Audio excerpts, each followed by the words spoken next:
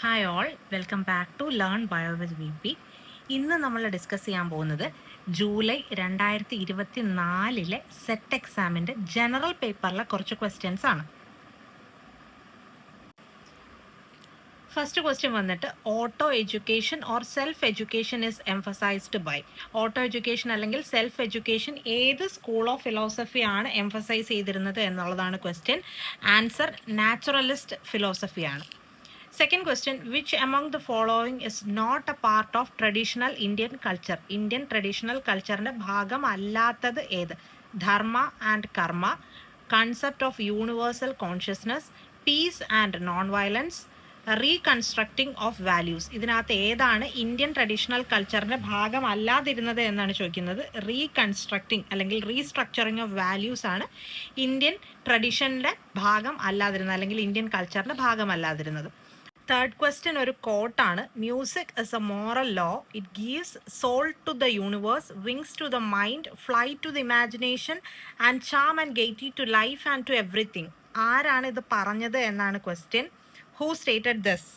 Third ക്വസ്റ്റ്യൻ്റെ answer C ആണ്. ഇത് പറഞ്ഞത് പ്ലേറ്റോയാണ്. Fourth question, concept formation involves. Concept ഫോർമേഷനിൽ എന്തൊക്കെ ഉൾപ്പെടുന്നുണ്ട് എന്നാണ്. Abstracting only, generalization only, both abstracting and generalization. Option D, neither abstracting nor generalization. Abstracting മാത്രമാണോ അത് generalization മാത്രമാണോ, ഇത് രണ്ടും കൂടിയാണോ അതോ ഇത് രണ്ടും അല്ലയോ എന്നാണ് ക്വസ്റ്റ്യൻ. ഇതിൻ്റെ ആൻസർ വന്നിട്ട് ബോത്ത് അബ്സ്ട്രാക്റ്റിംഗ് ആൻഡ് ജനറലൈസേഷൻ ആണ്. കൺസെപ്റ്റ് ഫോർമേഷനിൽ അബ്സ്ട്രാക്റ്റിങ്ങും ജനറലൈസേഷനും ഉൾപ്പെടുന്നുണ്ട്. ഫിഫ്ത്ത് ക്വസ്റ്റ്യൻ ഒരു സ്ഥിരം കാണുന്ന ക്വസ്റ്റ്യൻ ആണ്. CAT അല്ലെങ്കിൽ child apperception test for personality measurement. Personality മെഷർമെൻറ്റിന് നമ്മൾ ഉപയോഗിക്കുന്ന ഒരു കോമൺ ടെസ്റ്റാണ് ചൈൽഡ് അപ്പർസെപ്ഷൻ ടെസ്റ്റ്. ഇത് ആരാണ് ഡെവലപ്പ് ചെയ്തത് എന്നുള്ളതാണ് ക്വസ്റ്റ്യൻ. ആൻസർ ബെല്ലാക്ക് ആണ്. ചൈൽഡ് അപ്പർസെപ്ഷൻ ടെസ്റ്റ് ഡെവലപ്പ് ചെയ്തത് ബെല്ലാക്ക് ആണ്. അടുത്തതൊരു മാച്ച് ദ ഫോളോയിങ് ക്വസ്റ്റ്യൻ ആണ്. ഇവിടെ തന്നിരിക്കുന്നത് കുറച്ച് മോഡൽസ് ഓഫ് ഇൻ്റലിജൻസും അവരുടെ ഫൗണ്ടറിനെയാണ്. ഫസ്റ്റ് വൺ എന്ന് പറയുന്നത് മോഡൽ ഓഫ് ഇൻ്റലക്റ്റ് ആണ്. അത് കണ്ടെത്തിയത് ഗിൽഫോർഡ് ആണ്. A2 വരുന്ന ഓപ്ഷൻ ഉണ്ടോ എന്ന് നോക്കിയാൽ തന്നെ നമുക്ക് ഇതിൻ്റെ ആൻസർ കിട്ടും. ഓപ്ഷൻ എ ആണ് ആൻസർ. ഇതിന് എലിമിനേഷൻ ടെക്നിക്ക് എന്ന് നമുക്ക് പറയാം. ഇത് ഓപ്ഷനിലുള്ളത് എടുക്കുക, ബാക്കി ഇല്ലാത്തത് ക്യാൻസൽ ചെയ്ത് കളയുക. അതുവഴി നമുക്കിത് പെട്ടെന്ന് ആൻസറിലോട്ട് എത്താനായിട്ട് പറ്റും.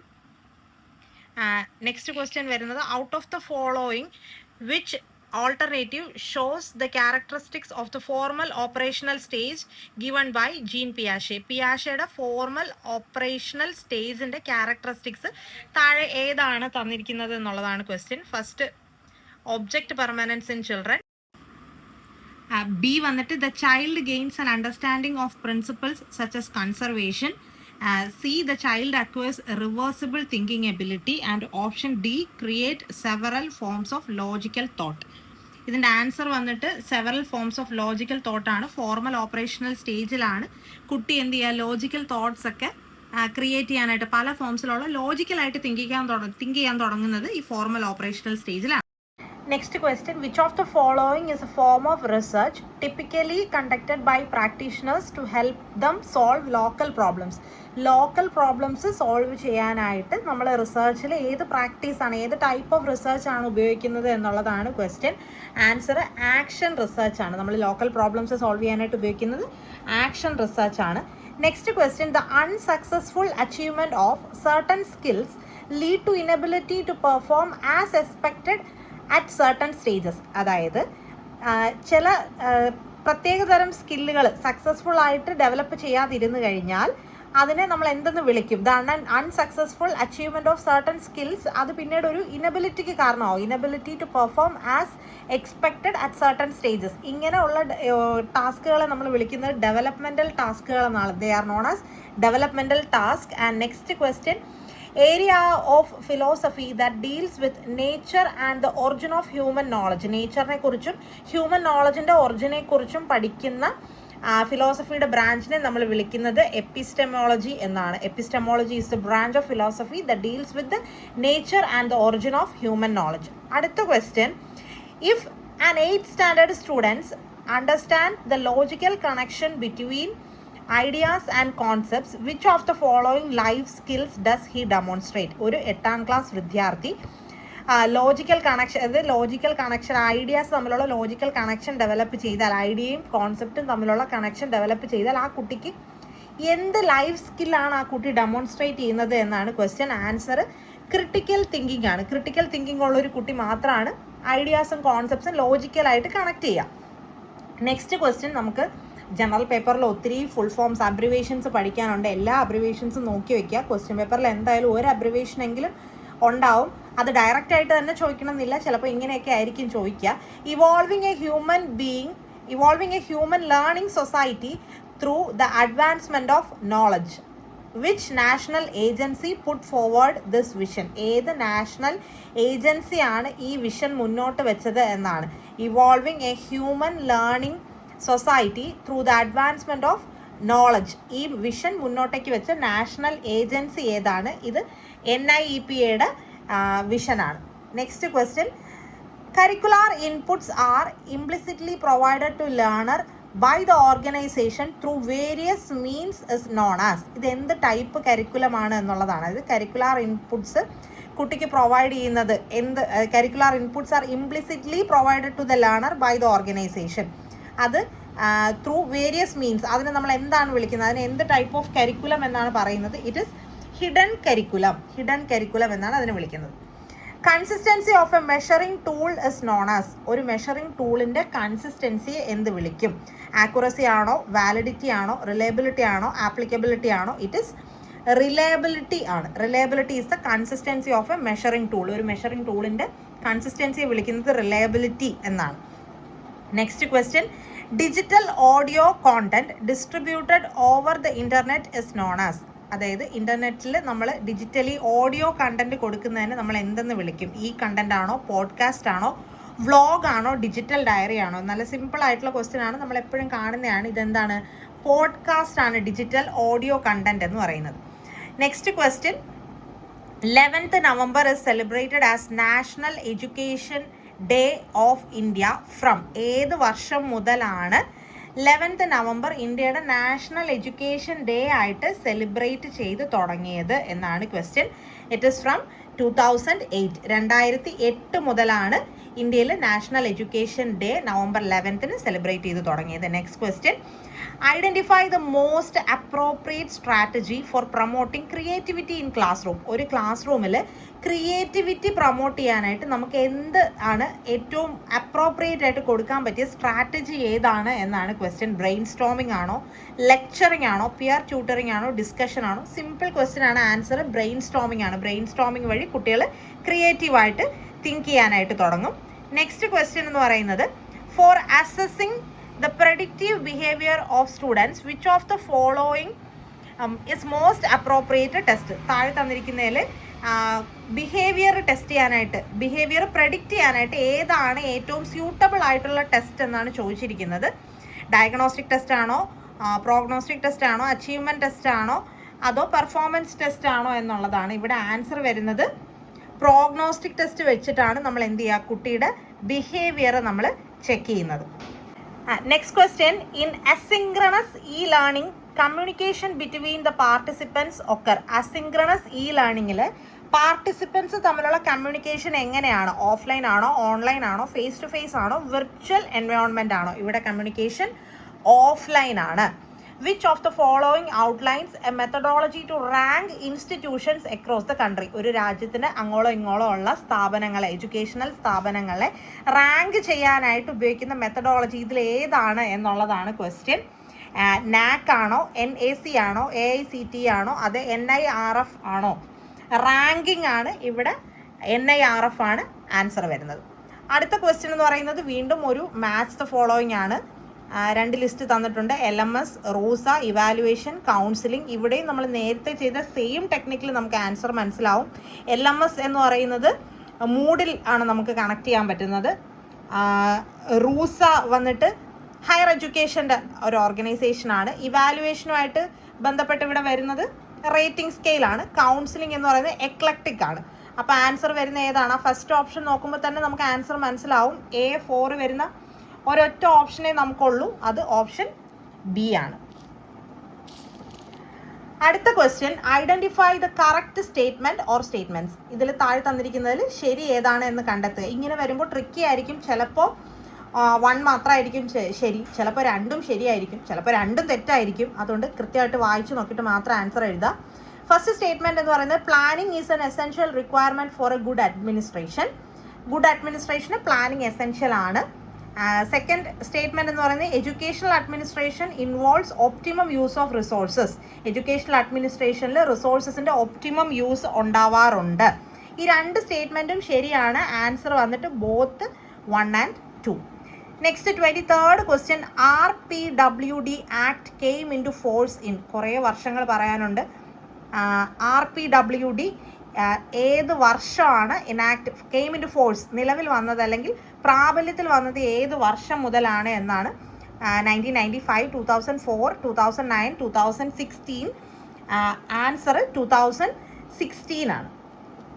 നെക്സ്റ്റ് ക്വസ്റ്റ്യൻ, റെഡ്യൂസിങ് ദ എൻവയോൺമെന്റൽ impact of technology is known as. ടെക്നോളജിയുടെ എൻവയോൺമെന്റൽ ഇമ്പാക്ട് റെഡ്യൂസ് ചെയ്യുന്നതിന് നമ്മൾ എന്തെന്നാണ് പറയുന്നത്? Super computing, green computing, E waste management, carbon emission technology. ഏതാണ് ആൻസർ? ആൻസർ ഗ്രീൻ കമ്പ്യൂട്ടിംഗ് ആണ്. അടുത്തത് വീണ്ടും ഞാൻ നേരത്തെ പറഞ്ഞു, അബ്രിവേഷൻസ് പഠിക്കണം. FIACS എന്ന് പറയുന്നതിൻ്റെ അബ്രിവേഷൻ ഏതാണ് എന്നാണ് ചോദിച്ചിരിക്കുന്നത്. FIACS അതിൻ്റെ കറക്റ്റ് അബ്രിവേഷൻ വരുന്നത് Flanders interaction analysis category system. Option A ആണ്. Next question, the mode of grading where the grades are given based on predetermined cut off levels is known as dash grading. ഇപ്പം നമ്മുടെ SET exam പോലെ predetermined ആയിട്ടൊരു cut off ഉണ്ട്. നമുക്ക് ഇത്ര mark വാങ്ങിയാലേ പാസ്സാവുള്ളൂ എന്നൊരു പ്രീ ഡിറ്റർമൈൻഡ് കട്ട് ഓഫ് വെക്കുന്ന ഗ്രേഡിംഗ് രീതിയെ എന്താണ് പറയുന്നത്? It is known as absolute grading system. It is known as absolute grading system. Which of the following is not true in the case of institutional planning? Institutional planning ന്റെ കേസിൽ ശരിയല്ലാത്തത് ഏത് എന്നാണ് question. തിരിഞ്ഞു പോകരുത്. ശരിയല്ലാത്തത് ഏത് എന്നാണ് ചോദിച്ചിരിക്കുന്നത്. Consider felt needs, optimum utilisation of resources, prepared by a particular institution, limited utilisation of resources. ഇവിടെ വായിക്കുമ്പോൾ തന്നെ നമുക്ക് മനസ്സിലാവും ഇതുമായിട്ട് ബന്ധമില്ലാത്തത് ലിമിറ്റഡ് യൂട്ടിലൈസേഷൻ ഓഫ് റിസോഴ്സസ് ആണ്. ഇൻസ്റ്റിറ്റ്യൂഷണൽ പ്ലാനിങ്ങിൽ ഒരിക്കലും ലിമിറ്റഡ് യൂട്ടിലൈസേഷൻ ഓഫ് റിസോഴ്സസ് അല്ലാതെ തെറ്റാണ്. അടുത്ത ക്വസ്റ്റ്യൻ ക്ലാസ് റൂം മാനേജ്മെന്റിനെ കുറിച്ചാണ്. Class room management is imposing discipline, punishing the students in classroom, allow student freedom in classroom, providing safe and comfortable learning environment. നമുക്ക് നോക്കുമ്പോൾ തന്നെ മനസ്സിലാവും നമുക്ക് കുട്ടികൾക്ക് ഒരു സേഫ് ലേണിംഗ് എൻവയോൺമെന്റ് ഉണ്ടാക്കി കൊടുക്കുക എന്ന് പറയുന്നതാണ് ക്ലാസ് റൂം മാനേജ്മെന്റ് എന്ന് പറയുന്നത്. അടുത്ത question, in educating the differently abled students. Differently abled സ്റ്റുഡൻസിനെ എഡ്യൂക്കേറ്റ് ചെയ്യുമ്പോൾ IEP എന്ന് പറയുന്നത് എന്താണ്? IEP-യുടെ ഫുൾ ഫോം ആണ് ഇവിടെ ചോദിച്ചിരിക്കുന്നത്. What you mean by IEP? IEP എന്ന് പറഞ്ഞാൽ individual education plan. IEP means individual education plan.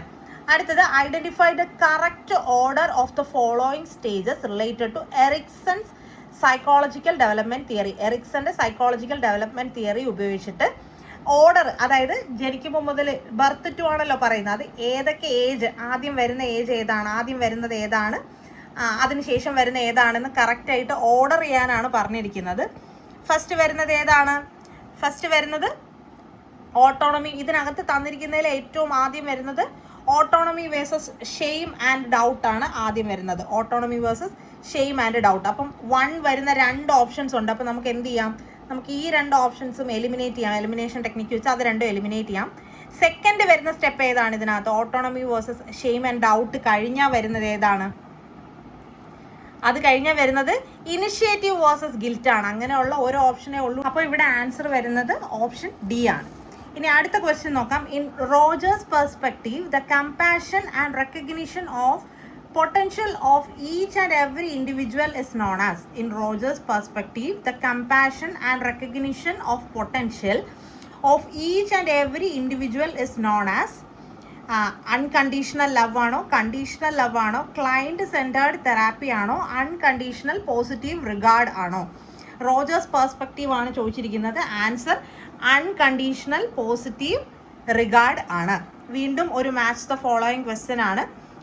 Bobo doll experiment, operant conditioning, human maze learning, latent learning, elimination technique possible ആണോ എന്ന് നമുക്കൊന്ന് നോക്കാം. ഇവിടെ നമുക്കറിയാവുന്ന വെച്ചിട്ട് നമുക്ക് നോക്കാം. ബോബോഡോൾ എക്സ്പെരിമെൻറ്റ്, ആൽബർട്ട് ബന്ദൂരയാണ് ബോബോഡോൾ എക്സ്പെരിമെൻറ്റ്. അങ്ങനെ വരുന്ന 2 ഓപ്ഷൻസ് ഉണ്ട്. ഓപ്ഷൻ എയും ഓപ്ഷൻ ഡിയും ആൽബർട്ട് ബന്ദൂരയാണ്.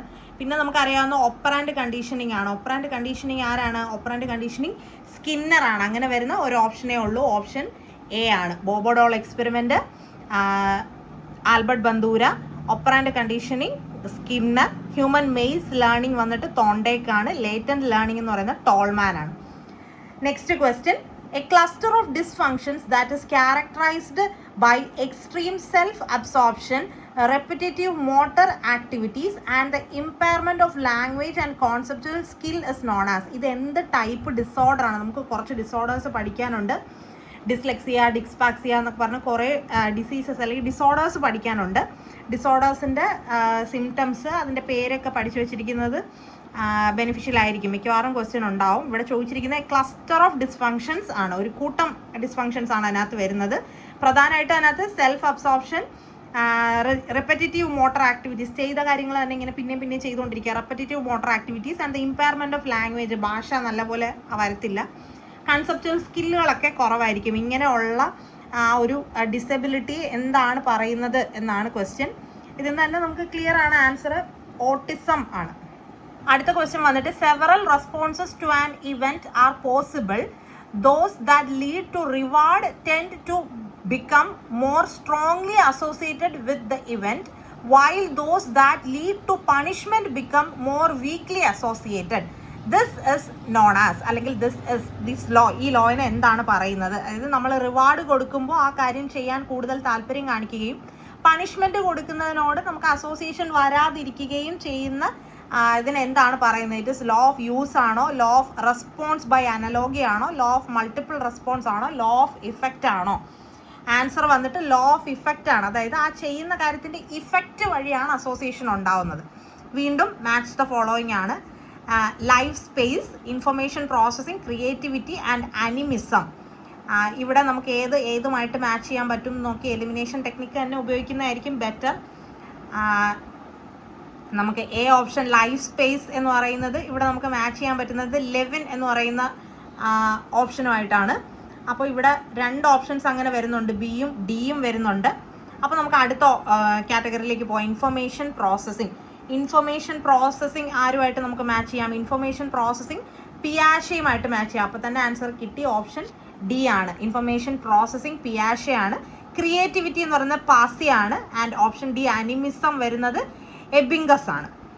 ആൻഡ് അടുത്ത question, the ceremony of initiation of education in Buddhism is known as. അതായത് ബുദ്ധിസ്റ്റ് ആചാരപ്രകാരം അവരുടെ ഈ വിദ്യാരംഭം എന്ന് നമ്മൾ പറയത്തില്ലേ, ആ വിദ്യ ആരംഭിക്കുന്ന ആ സെറിമണിക്ക് ഒരു പേര് പറയും. ഇത് സ്ഥിരം ചോദിക്കുന്ന ക്വസ്റ്റ്യൻ ആണ്. ഈ ഓപ്ഷനിൽ തന്നിരിക്കുന്ന 4 എണ്ണവും മാറി മാറി ചോദിക്കാറുണ്ട്. എന്താണ് ഉപസംപദ, എന്താണ് പബജ, എന്താണ് ഉപനയന എന്നൊക്കെ മാറി മാറി ചോദിക്കാറുണ്ട്.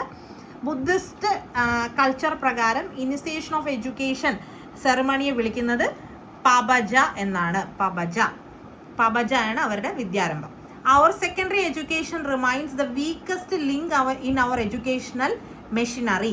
നമ്മുടെ സെക്കൻഡറി എഡ്യൂക്കേഷനാണ് എഡ്യൂക്കേഷണൽ മെഷീനറിയിൽ തന്നെ ഏറ്റവും വീക്കസ്റ്റ് ലിങ്ക് എന്ന് പറഞ്ഞത് ഏത് കമ്മീഷനാണ്? കമ്മീഷൻസ് ഉറപ്പായിട്ടും പഠിച്ചിരിക്കണം. കമ്മീഷൻസ് കൊണ്ടുവന്ന വർഷം ആരായിരുന്നു, അതിൻ്റെ പ്രധാനപ്പെട്ട ആള്, അങ്ങനെയുള്ള എല്ലാ കാര്യങ്ങളും പഠിച്ചിരിക്കണം. കമ്മീഷനിൽ നിന്ന് ഒരു ക്വസ്റ്റ്യൻ ഷുവറായിട്ടും ഉണ്ടാവും.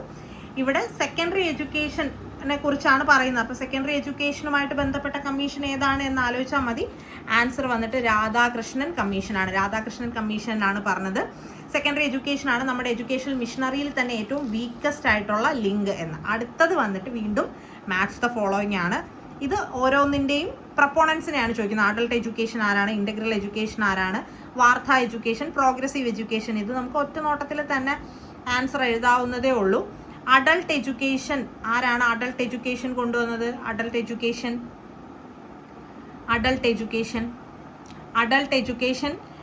പുട്ട് ഫോർത്ത് ചെയ്തത് ഒറ്റ ഓപ്ഷനേ ഉള്ളൂ.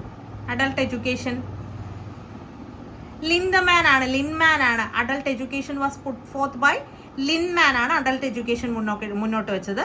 അങ്ങനെ വരുന്ന ഇവിടെ 2 ഓപ്ഷൻസ് ഉണ്ട്, എയും സിയും 2 ആണ് വരുന്നത്. A2 എന്ന് വരുന്ന 2 ഓപ്ഷൻസ് ഉണ്ട്. അപ്പോൾ നമുക്ക് അടുത്തതിലേക്ക് പോകാം. Integral education. ഇൻ്റഗ്രൽ എഡ്യൂക്കേഷൻ ആരാണ് വെച്ചത്? ഇൻ്റഗ്രൽ എഡ്യൂക്കേഷൻ കൊണ്ടുവന്നത് അരബിന്ദോയാണ് കൊണ്ടുവന്നത്. അപ്പോൾ ഓപ്ഷൻ സി ആണ് ആൻസർ വരുന്നത്. Option C. Progressive education John Dewey ആണ്. വാർധ സ്കീം മഹാത്മാഗാന്ധിയാണ്. ഏറ്റവും സിമ്പിളായിട്ട് വാർധ സ്കീം നോക്കിയാലും മതി. അങ്ങനെയും 2 ഓപ്ഷൻസ് ഉണ്ട്. അപ്പം നമുക്ക് ഓരോന്നോരോന്നായിട്ട് നോക്കി വന്നു കഴിഞ്ഞാൽ പെട്ടെന്ന് എലിമിനേറ്റ് ചെയ്ത് കണ്ടുപിടിക്കാനായിട്ട് പറ്റും. എലിമിനേഷൻ ടെക്നിക്ക് ഇങ്ങനെയുള്ള MCQ ബേസ്ഡ് എക്സാംസിന് നല്ല ഒരു ഓപ്ഷനാണ്. അടുത്ത ക്വസ്റ്റ്യൻ വരുന്നത് the ego defense mechanism that pushes unacceptable thoughts, memories, impulses or desires beyond conscious awareness. The ego defense mechanism, നമ്മൾ ഡിഫൻസ് മെക്കാനിസം പഠിക്കുന്നതാണ്. അതായത് നമുക്ക് ഇഷ്ടമില്ലാത്ത ചിന്തകൾ, അൺഅക്സെപ്റ്റബിൾ ആയിട്ടുള്ള തോട്ട്സ്, മെമ്മറീസ്, അങ്ങനെയുള്ളതിനെയൊക്കെ നമ്മൾ മറന്നു കളയുന്ന ആ ഒരു ടെൻഡൻസിയെ നമ്മൾ വിളിക്കുന്ന പേരെന്താണ്? ആ ഒരു ഡിഫൻസ് മെക്കാനിസത്തിൻ്റെ പേരെന്താണ്? It is known as repression. It is known as repression. And അടുത്ത question, the extent to which a test measures what it is supposed to measure is called. The test extent to which a test measures what it is supposed to measure, അതിനെ നമ്മൾ വിളിക്കുന്ന പേരെന്താണ്? It is known as validity of the test. അപ്പോൾ നമ്മൾ ഈ വീഡിയോയിൽ 40 questions ആണ് discuss ചെയ്തിട്ടുള്ളത്. മൊത്തം ജനറൽ പേപ്പറിൽ 120 ക്വസ്റ്റ്യൻസ് ആണ് ഉള്ളത്. നമ്മൾ ബാക്കി വരുന്ന ക്വസ്റ്റ്യൻസ് ഈ ജൂലൈ 2024 ക്വസ്റ്റ്യൻ പേപ്പറിൽ തന്നെ ബാക്കി വരുന്ന ക്വസ്റ്റ്യൻസ് നമ്മൾ അടുത്ത പാർട്ടുകളായിട്ട് ഇടുന്നതായിരിക്കും.